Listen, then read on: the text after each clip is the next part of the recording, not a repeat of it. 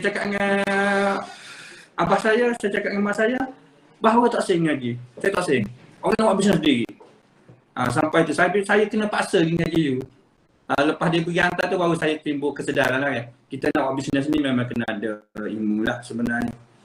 Kalau kita nak buat bisnes dengan tak ada ilmu boleh. Tapi kadang-kadang tidak berkekalan dan susah. Benda tu akan jadi susah kan. Bila ada ilmu ni, mari cabaran macam mana pun kita ada ilmu. Macam tu lah.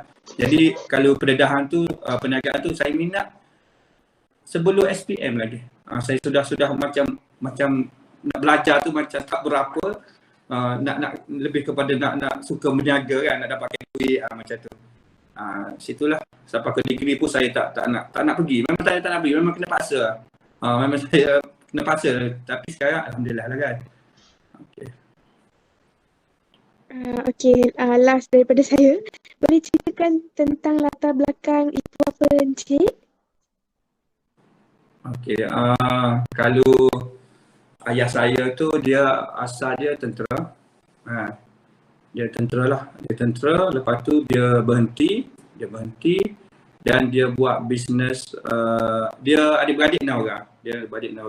Dia ni anak yang ketiga lah. Anak ketiga. Lepas tu dia berhenti tentera. Dia buat bisnes kila padi dulu apa? Dia beli apa tu? Dia panggil tu tolak tu. Kereta gala, dia panggil apa? Traktor. Masa tu dia buat traktor, saya ingat. Dia buat traktor sampai ada dekat dengan 8 biji traktor. Lepas dia buat dalam bisnes traktor tu, saya tengok dia pun rasa macam saya juga. Dia nak beralih. Dia rasa macam traktor ni walaupun banyak tak stabil juga kan. Dia rasa macam kadang-kadang susah membesar perniagaan lah. Jadi banyak benda. Dia pun bidang yang sama juga, padi juga kan. Dia buka kilang padi. Masa tu padi benas tak ketatkan jualan pada dia kan. Sebelum tu kita bebas simpan padi. Ingat kalau zaman-zaman dulu sikit tu padi dia simpan dekat rumah kan. Ada regulation buat bisnes tu lah. Jadi ayah saya tu fikir dia buka kilang padi. Masa tu memang okey lah sebab dari Pasir Putih ni dia ada 3 saya ingat masa tu kilang padi.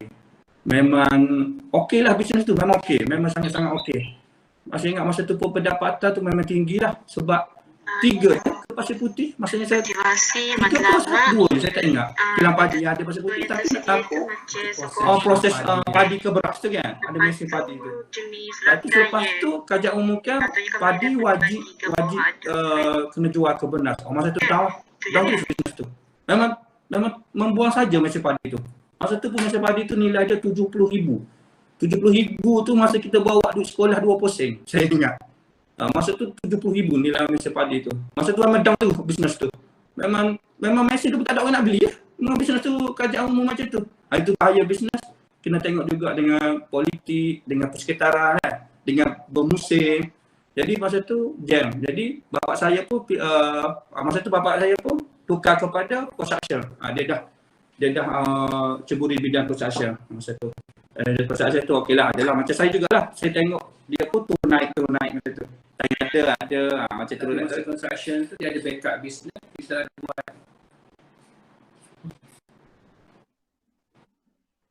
Ya, ada kau ya. Ya, saya kat kau boleh tak? Jadi masa buat yang backup tu kita ada kedai runcit. Parents kita kan buka kedai runcit di Macan. Maksudnya ayah fokus construction, mak fokus kedai runcit. So backup untuk dapat yang daily tadi lah. Bukan proses sama lah sebenarnya. Yang ni daily dia aware. Yang dulu, parent dulu mak daily ni trading lah. Masa ada pengalaman trading dah lah. Masa tu kot. Tak besar lah tapi boleh lah. Kita boleh support untuk ni lah. Tersebar dah kan keluarga kita. Jadi di situlah mak ni dia anak tunggal. Dia anak tunggal mak. Seorang dia. Jadi background business jugalah. Banyak business lah. Banyak kalau bapa saudara tu peringkat yang bosu tu peringkat tinggi lah. Dia datuk lah sekarang tu. Yang saudara tu saya tu.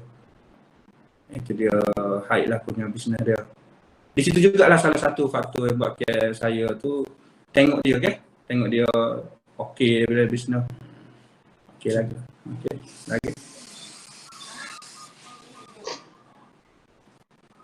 Okey, Ada soalan lagi? soalan lagi.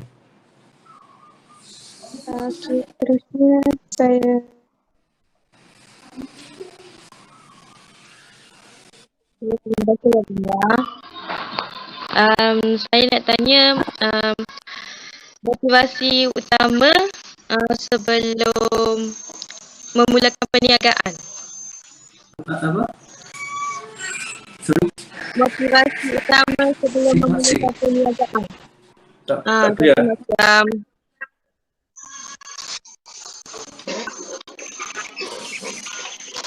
Motivasi. Dah jangan, tak clear lah. Tak dengar.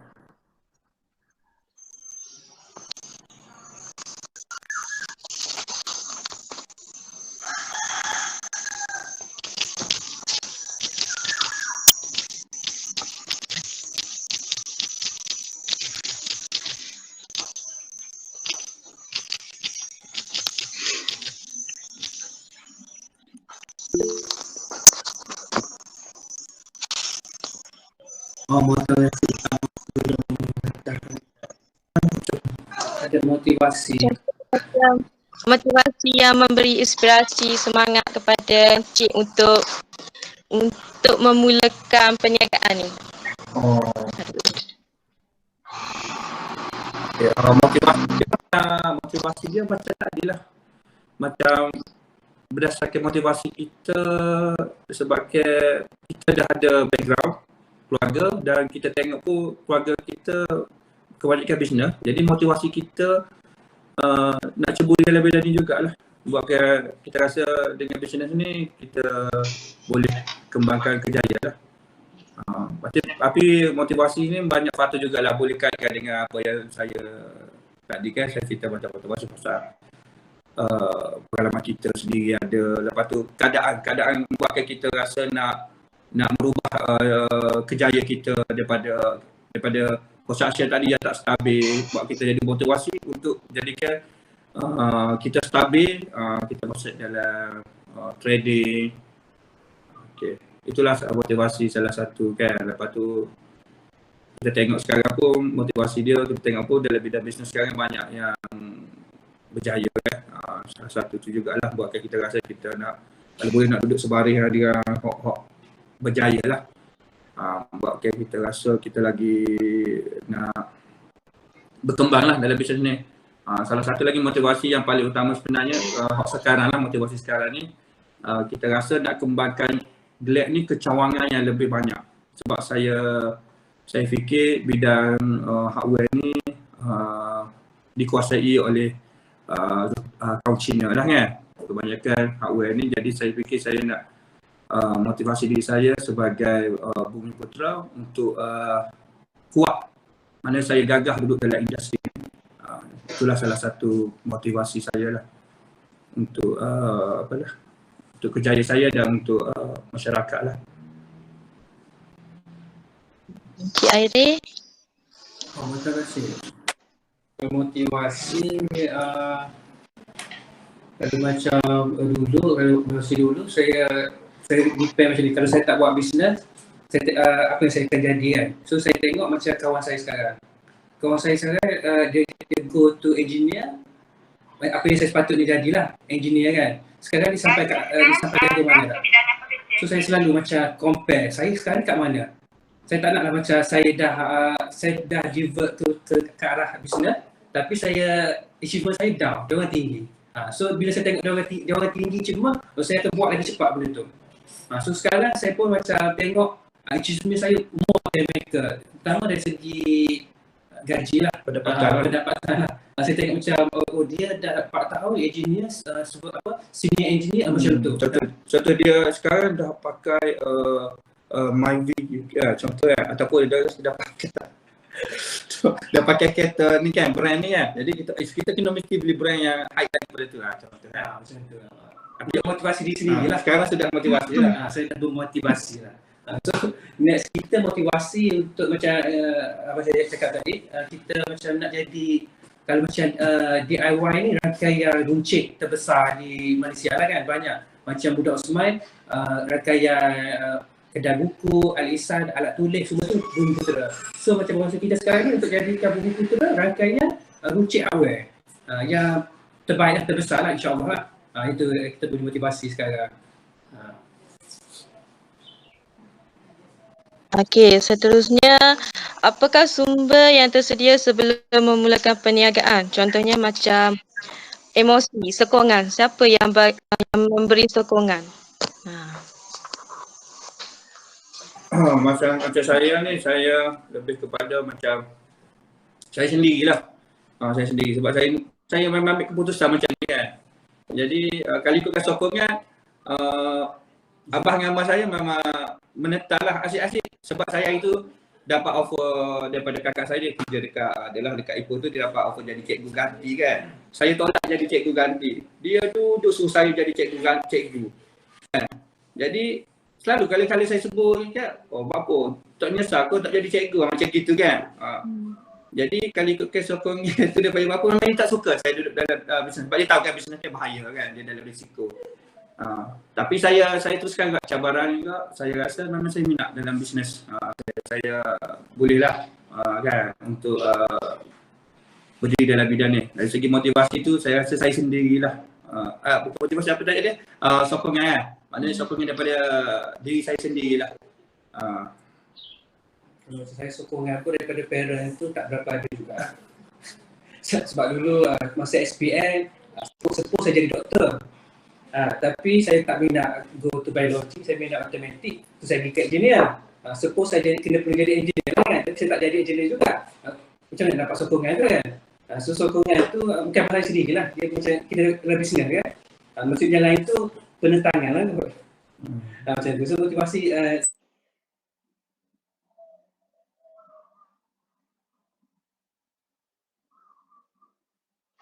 Hello?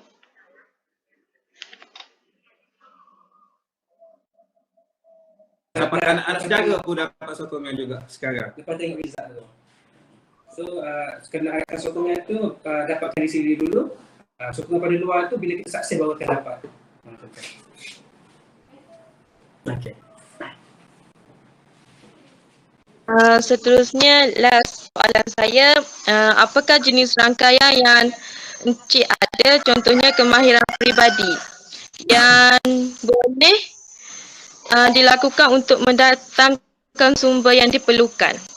Contoh perkara kreatif. Kreatif. Okey, saya ni mungkin ada bidang construction, ada bidang kemahiran lah kan. Saya ada construction lah, skill construction sebab saya betul benda tu diasuh daripada saya kata tadi kan, ibu bapa ayah saya tu ada buat construction. Jadi kemahiran tu ada dengan saya. Jadi kemahiran construction penting dalam penjualan barang trading dalam bidang hardware. Jadi kita tahu apa yang barang yang diperlukan market, apa yang diperlukan oleh customer. Sebab kita memang duduk dalam bidang construction dah. Kan? Jadi situ kemahiran itulah yang mengukuhkan lagi perniagaan saya sekarang lah. Macam editor marketing apa. Kalau macam kemahiran yang saya ada macam motor marketing, jadi saya self learner. Saya tak ada pergi kursus apa-apa. Saya boleh editing, Facebook, editing guna Photoshop, video guna Adobe Video. Lepas tu motor kerja marketing lah dengan teknikal macam saya boleh juga buat account semua tu. Lepas tu macam kerja-kerja DIY macam ni lah, macam mengikutkan sistem macam repair komputer, setup CCTV macam tu. Skill tu self learner.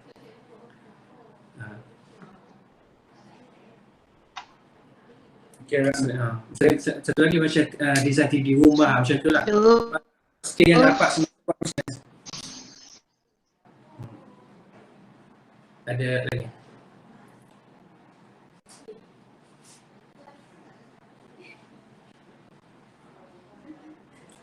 Ada soalan lain?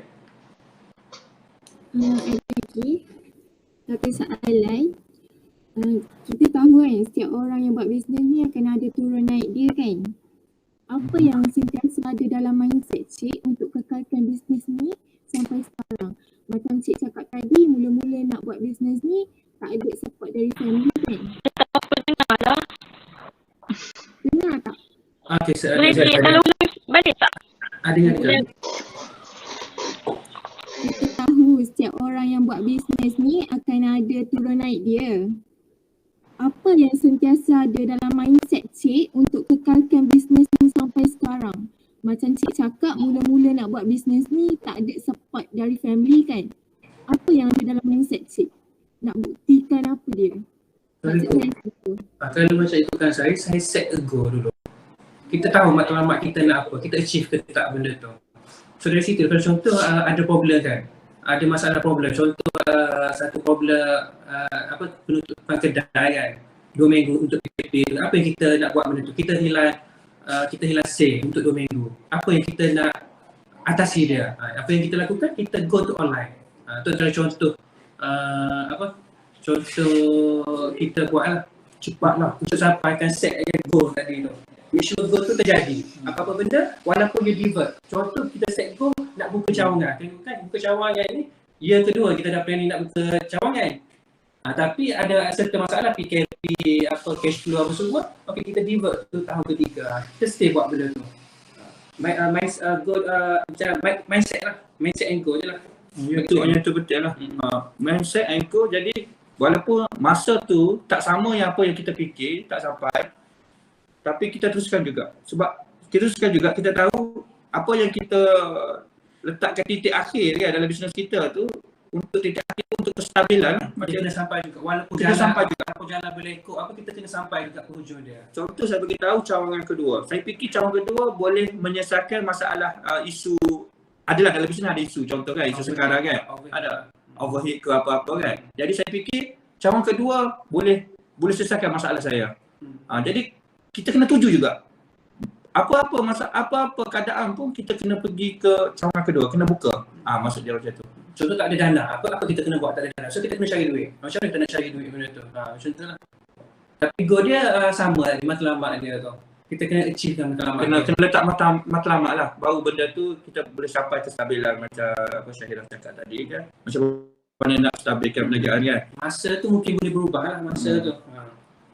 Cepat ambil tindakan lah. Macam kita fikir nak selesai masalah kita dengan buka 2 cawangan, dengan 1 cawangan lagi. Itu tindakan kita lah untuk stabilkan. Macam kita buka 2 masih tak stabil, kita buka 3 lagi. Masa macam tu. Sentiasa ada satu masa dia dalam bisnes dia ada titik point dia yang akhir lah. Macam dia sampai satu kepuncak lah kan. Itulah untuk kestabilan kita punya ni. Dan ada faktor-faktor lain lah kita untuk mengekalkan kita dalam industri ni.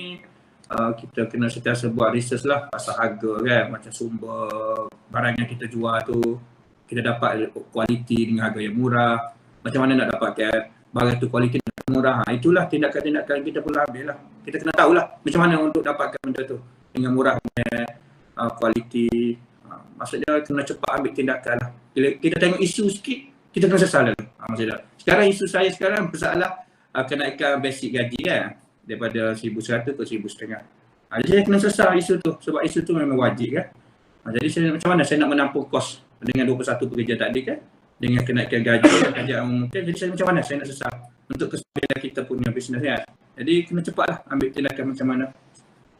Itulah maksud saya, kena cepatlah. Ada isu tu kena selesai dengan cepat. Itu paling penting untuk kita jaga kestabilan bisnes. Terima kasih Cik. Okey.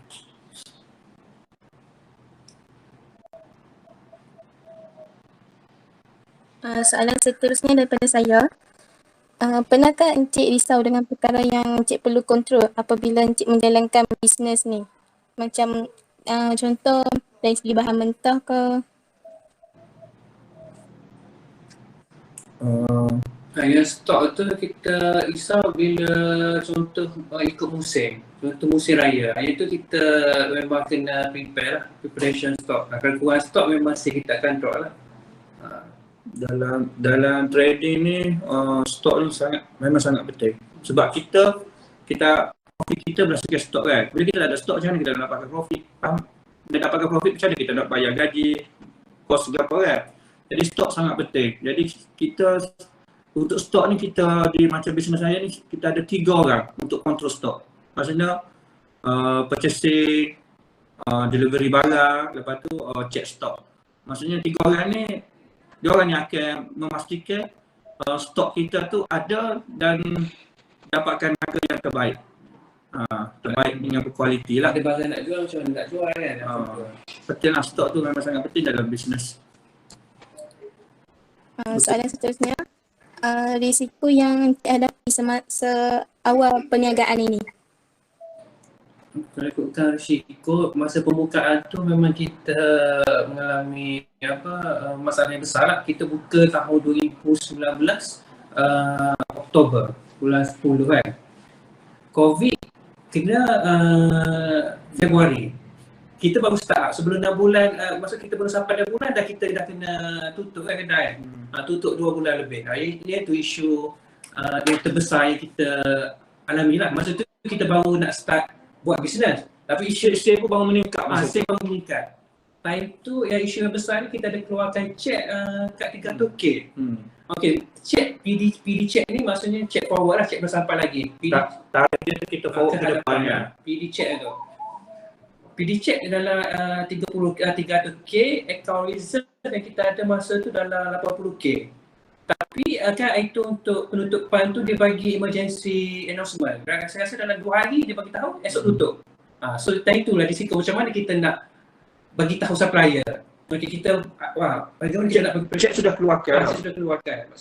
Macam mana kita nak bagi tahu kalau dia withdraw cek tu kita akan Tak cukup duit kan, negatif kan. Negatif akan kena ni blacklist lah. Kalau 3 kali blacklist apa tu withdraw tu kena tutup dah company. So kita kata itulah kita atasi dengan kita ada buat ni lah, kita deal lah. Maksudnya discussion lah macam mana nak solve dengan win-win situation. Last kali kita, takkan kita nak bayar 80k reserve tu, lagi bahaya. So yang reserve 80k tu kita guna separuh dan separuh lagi tu kita minta extend lah. Sebab time tu Kita buat rundingan lah. Rundingan Yang win-win situation lah. Time tu supplier pun accept rundingan tu sebab dia tengok kita punya pembayaran sebelum ni tak ada masalah. Tu dia macam okay, accept tak apalah. Dia pun macam terkejut juga kan. Tapi untuk atasi problem ni kita agak tahun baru kita settle dah. Sebab kita keep postpone. Sebab masa tu pun kita tak dapat lagi. Macam kita baru company baru, susah nak dapat pinjaman lah. Pinjaman memang susah dia. Kita guna pasal duit tadi lah, duit projek. Saya cakap tadi kan, duit projek macam tu. So itu dah challenge. Memang challenge lah kita punya. So kita buka ni bukan challenge yang biasa. Kita challenge yang ekstrim. Macam orang yang dah buka bisnes time PKP tu pun boleh tutup. Tapi alhamdulillah kita boleh survive. Tapi satu lagi keunikan time PKP ni, walaupun kita survive, sale kita naik meningkat. Dia bagi peluang untuk kita berkembang sebab kebanyakan kedai tak beroperasi time PKP. Hardware je boleh buka kan. Kita antara first hardware yang dapat kelulusan. Sebab kita cepat go to minta sertifikat apa semua. Kita mau tu urusan manajemen lah, maksudnya manajemen okey lah. Prosedur dia tu kita antara cepat. Hardware, ada setengah hardware tak dapat kelulusan. Sebab tu kita meningkat dah tu. MITI dia bagi kita, maksudnya dari Pasir Putih Kita seorang jelek je boleh buka dengan kelulusan, MITI bagi kelulusan. Jadi situlah kita dapatkan standing dia. Masuk customer baru pun mula start masuk kan. Dia bagi pro and cons lah. Yang tadi dah cons tadi, yang pro ni kita meningkat. Tu kadang-kadang yang ada masalah, kadang-kadang satu masalah tu, cuba selesai masalah tu, automatik kita akan jadi positif balik. Jadi kadang-kadang kita fikir masalah tu, kita setiap masalah negatif pun kadang ada positif dia. Kita kena tulis sendiri, kita kena fikir. Contoh tak adalah si tutup kan. Contoh tu dah tutup, ada masalah dah tutup tu, kita positif dia, kita baru buka online. Macam tu. Kalau kita fikir negatif kan, kita macam tepu macam tu je lah. Tak ada membuatkan yang negatif tu jadikan positif. Lepas tu contoh Soalan okey, satu lagi. Masa tu kan PKP, stok kita banyak sampai 300,000. Bayangkan stok kita banyak kan. Negatif dia, sudah. Stok kita kalau nak jual, dia nak bayar supplier kan. Negatif kan, kita tengok sebab kedai tutup. Tapi bila kita dapat surat kelulusan tu, tiba-tiba kedai buka, kita boleh jual balik sebab stok kita banyak pula. Jadi positif balik. Kita nak dapatkan sumber daripada supplier memang tak sampai dah. Kan? Tetapi hot negatif tadi, stok kita beli banyak tadi, boleh jual pula bila kita boleh buka. Jadi stok kita mencukupi lah jadi untuk jualan. Nampak? Benda kadang-kadang kita nampak negatif, kadang-kadang jadi positif balik. Dalam masa yang sama lah. Tadi kita masuk, kalau stok kita banyak buku, rugi kita kena tutup. Tiba-tiba dalam satu minggu pun kita rasa, stok banyak jadi untung pula. Disebabkan kita boleh buka dan stok kita boleh memenuhi permintaan customer. Macam tu. Jadi dalam bisnes memang macam tu, jangan fikir yang langkah aku ini salah, yang langkah salah. Yang tu salah tu cuba tahu. Kadang-kadang yang salah tu boleh dibetulkan. Bukan masalah, tapi kita boleh betulkan balik kesalahan tu. Jangan buat senyap sudah kesalahan tu. Itu ada tak boleh lah. Kita kena belajar, maksud saya kita kena alert. Buat salah tak apa, tapi kena alert salah tu salah apa. Kita tahu salah. Itu sebenar. Ni tidak salah, kita tidak putar balik. Yang tu masalah. Okey, baik. Soalan terakhir. Adakah Encik membuat business plan? Kalau buat, boleh ceritakan sedikit. Apa? Adakah Encik membuat business plan? Business plan. Betul. Sebab kita nak apply head law apa, kena ada business plan lah. Kita ada buat, tapi kalau tak apply law pun memang kita ada roughly, tak fully business plan, tapi kita ada draft-draft dia lah. Tapi sebab kita nak apply law apa, memang kita wajib buat business plan. Tapi memang ke mana-mana pun kena buat business plan walaupun ringkas. Semasa saya nak buka hardware, start daripada hardware ni kan, nak ubah daripada construction, daripada duit construction jika duit hardware tu pun saya dah buat plan dia. Kalau ingat kan office permulaan saya di kampus saya dekat rumah ayah saya lah. Didinding penuh dengan plan bagi cash flow, gambar raja macam gambar raja pokok tu kan. Macam kita belajar zaman sekolah tu kan. Okey, di sini. Lepas ni pergi sini. Penuh di dinding tu dengan rangka-rangka plan. Duit lah, aliran duit sebab time tu isu utama aliran duit. Tapi plan yang kita buat ni pun, bisnes ni pun kita ada buat setiap tahun. Kita buat awal tahun kita tahu. Kita buat meeting kat hotel. Awal tahun lah. Macam tahun. Untuk sen dulu. Kita ada buat annual meeting lah untuk discuss tahun ni apa yang kita nak buat. Contoh marketing, marketing nak buat tahun ni. Apa akan kita bajet tahun ni kita nak buat. HR, apa isu-isu tahun ni. Masa kita mau tu plan tahunan lah kita buat. Untuk business plan, untuk fully semua tu kita buat untuk ni lah, untuk apply pembayaran apa semua tu lah. Untuk company yang betul ni kita buat meeting setiap tahun. Okey, itu saja daripada saya. Saya serahkan kepada Tiara. Terima kasih. Okey, terima kasih Aina. Dari Kedah ke Pekansari, beli swasta di Kota Tinggi. Selesai sudah tugas diberi di lain masa bersual lagi. Okey, program sesi temu ramah kita dah sampai ke penghujungnya.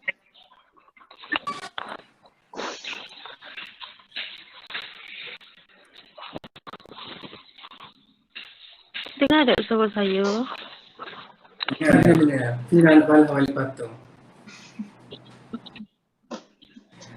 Dengar. Okey. Dengar tak suara saya? Dengar. Nak saya membeli kau patung tu.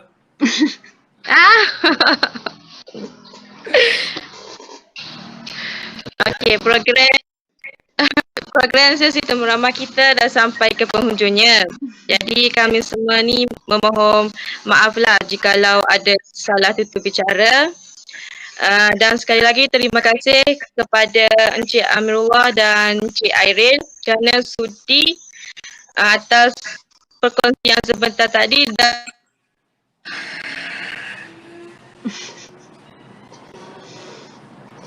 Okey, sama-sama. Saya pun ucapkan terima kasih juga kerana sudi menjemputlah saya dan saya untuk berkongsi kisah bisnes ni. So diharap sedikit sebanyak dapatlah membantu you all semua untuk tengok apa bidang bisnes sebenarnya, apa yang berlaku dalam bidang sebenar, apa yang persediaan yang kena buat. Okey, saya lah, terima kasihlah juga kerana sama-sama kan kita buat perbincangan hari ini. Mana yang saya cakap tu kadang-kadang dua kita spontan macam ni kan, ada yang salah cakap ataupun kadang-kadang adalah macam saya anggap yang baik tu kan, jadi ambil iktibar lah untuk buat dalam sesi pembelajaran lah dalam panduan untuk bisnes ni. Dan tak adalah saya akhiri dengan terima kasih. Dah